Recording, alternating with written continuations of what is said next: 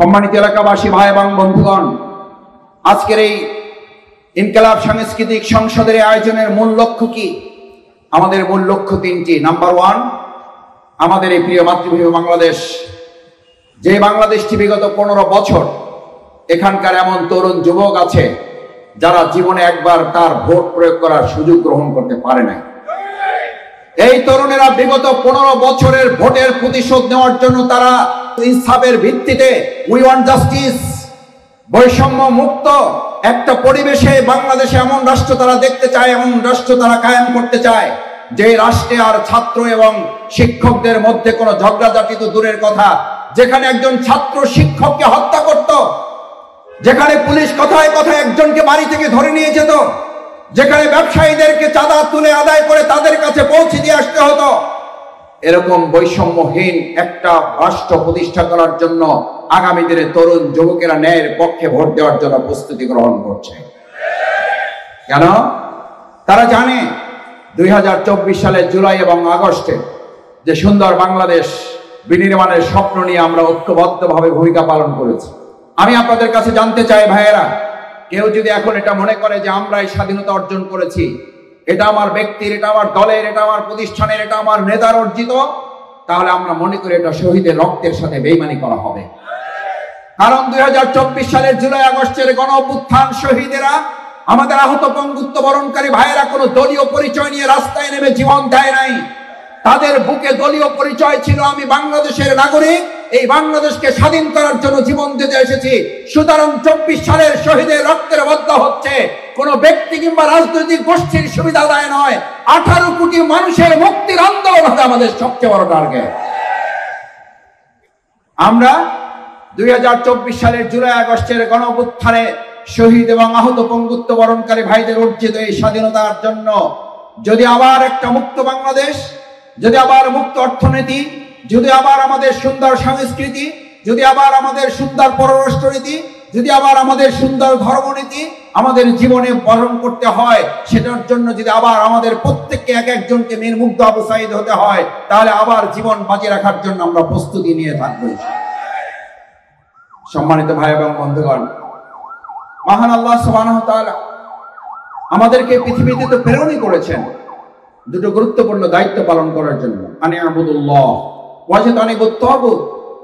আমাদের শুধু সালাতুল মাগরিব আদায় করার দায়িত্ব দেওয়া হয় নাই, এটা দাসত্ব, আল্লাহর গোলামি করা। আনিয়াবুদুল্লাহ, আমরা আল্লাহর গোলামি করব, গোটা বাংলাদেশের জনগণকে এক আল্লাহর গোলামি করার জন্য অন্য সমস্ত গোলামি থেকে তাদেরকে মুক্ত করে ছাড়ব।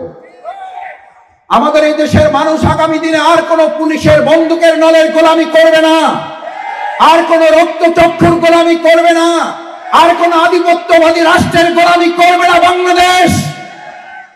আমাদের শহীদের, আমাদের আহত পঙ্গুত্ব বরণকারী সৈনিকেরা, নতুন স্বাধীনতা যোদ্ধারা শুধুমাত্র একটা সরকারের পতন ঘটায় নাই, গোটা বাংলাদেশের উপরে চেপে বসা আধিপত্যবাদের দোষকদেরও উচিত শিক্ষা দিয়ে দেশ ছাড়া করে তাদেরকেও শিক্ষা দিয়েছে বাংলাদেশের আর 1 ইঞ্চি মাটি থেকে আধিপত্য বিস্তার করতে দেওয়া হবে না।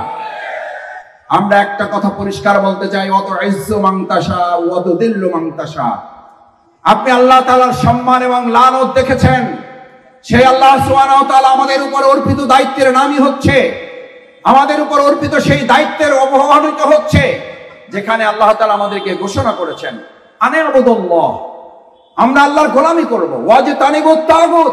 এবং আল্লাহদ্রোহী যত গোষ্ঠী আছে, আল্লাহদ্রোহী যত শাসক আছে, আল্লাহদ্রোহী যত দল আছে, আল্লাহদ্রোহী যত জাতিগোষ্ঠী আছে, সেই জাতিগোষ্ঠী যদি আমাদের সাইফুলকে জবাই করে হত্যা করে, তাদের বিরুদ্ধে জীবন বাজি রেখে প্রতিরোধ করে দেওয়া হবে।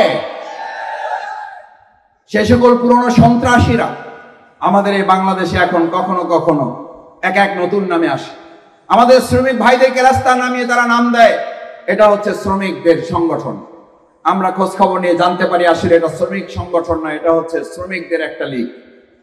আমরা দেখি যে টেম্পোওয়ালা, রিক্সাওয়ালা, আমাদের বিভিন্ন অটো রিক্সাওয়ালাদেরকে রাস্তায় নামিয়ে দেওয়া হচ্ছে। খুঁজে দেখা যায় যে তাদের মধ্যে আসলে প্রকৃত রিক্সাওয়ালা, টেম্পোওয়ালা, প্রকৃত ভ্যানওয়ালা অথবা প্রকৃত অটো রিক্সাওয়ালারা কেউ নেই। ওখানে পলাতক শেখ হাসিনার কিছু বাহিনীর লোকেরা ঢুকে বাংলাদেশের পরিবেশকে নষ্ট করতে যাচ্ছে।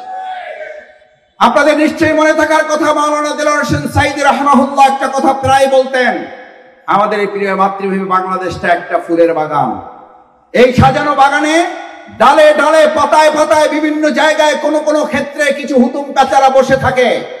এই হুতুম পেঁচারা মালির বিপরীতে আমাদের ফুলের বাগানগুলোকে বিনষ্ট করার জন্য তারা চক্রান্ত করে।